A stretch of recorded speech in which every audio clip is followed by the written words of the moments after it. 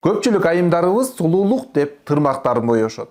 Жана алар тырмактарын боеп жатканда лакта, гель лакта жана чапталма тырмактарда адамга зыяндуу нерселер бар экендигин билишпейт. Эң алгачкысы бул формальдегид. Ал адамда рак оорусун пайда кылышы мүмкүн. Ошондой эле толуол деген зат бар.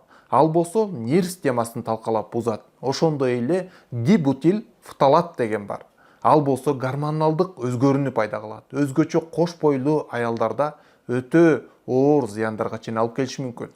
Жаш балдарда аллергияны пайда кылат жана гормоналдык өзгөрүүлөрдү пайда кылат.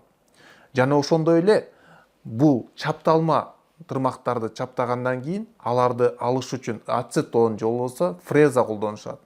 Алар болсо дененин ошол тырмактын астындагы матрикс деп коет. Тырмактын матриксин талкалайт. Жана чапталма тырмакты, лакты шыбап жүргөндө ал жакта тырмак дем албай калат. Тырмакка дайыма дем алып, кычкылтек сиңип туруш керек. Ал эми лактын астында тырмак дем албай калат дагы, тырмак бузула баштайт. Тырмак огош беттер жукарып, огош беттер сына турган болуп, начарлап кетет. Жана лактын курамындагы ошол айтып өткөн зыяндуу заттар микродозада денеге сиңе берет дагы, анын натыйжасында адамдын денесинде түрлүү ооруларды пайда кылат.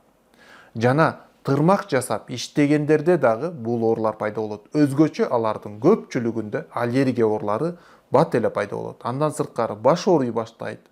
Андан сырткары кээде өчүп кеткен учурда жанагында айтып өткөн рак ооруларына чейин жеткирип коюшу мүмкүн.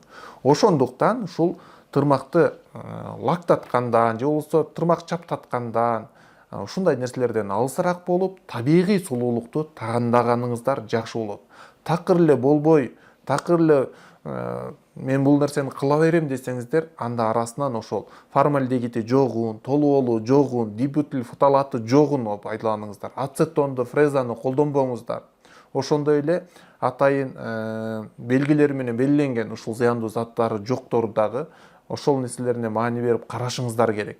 Өзүңүздөрдүн табигый сулуулугуңуздарды сактаңыздар. Жана ден соолугуңуздарга кам көрүңүздөр. Кошумча сурооңуздар бар болсо комментарийга жазыңыздар, биз аларга жооп беребиз.